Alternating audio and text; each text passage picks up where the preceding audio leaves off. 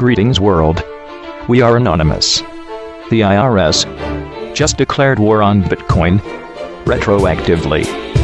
This announcement that the IRS will now be treating Bitcoin as property, not currency, has serious legal implications for anyone who has used it over the past few years.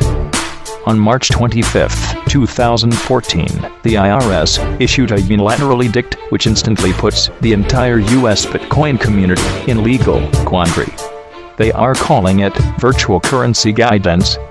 The new rules designates all cryptocurrencies as property, not as currency, and states that any increase in value between the date of acquisition and the date of sale counts as capital gains and is taxable.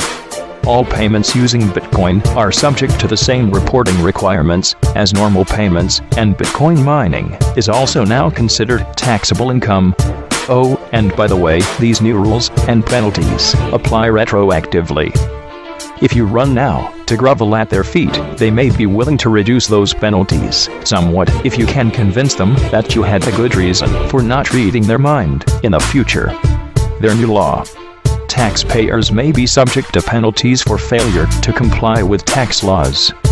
For example, underpayments attributable to virtual currency transactions may be subject to penalties, such as accuracy-related penalties under Section 666.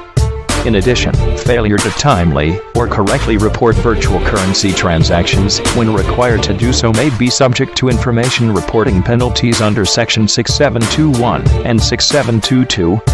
However, penalty relief may be available to taxpayers and persons required to file an information return who are able to establish that the underpayment or failure to properly file information returns is due to reasonable cause.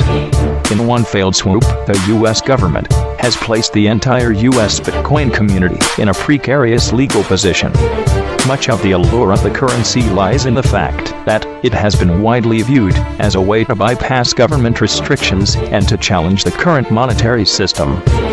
Up until this point, this currency rebellion did not carry any risk outside of the obvious price volatility. Now, however, those who have bought, sold, or mined Bitcoin since 2009 have a choice. Either attempt to go back and trace every single transaction and corresponding price in US dollars, or go rogue and hope for the best. Considering the libertarian leanings of the Bitcoin community, it is unlikely that many will comply. The real question is whether this will push people to keep Bitcoin gains from touching their traditional bank accounts, or whether they will reduce their interaction with the currency. The decision to apply these rules retroactively may have another unintended consequence, given the massive undertaking that retroactive bookkeeping would entail. Many Bitcoin users are very likely to make a conscious decision not to obey. For many, this could very well be the first time that they defy the federal, not our supposed-to-be government, tax collectors. And once their status is irregular, it becomes much more likely that they will stay irregular.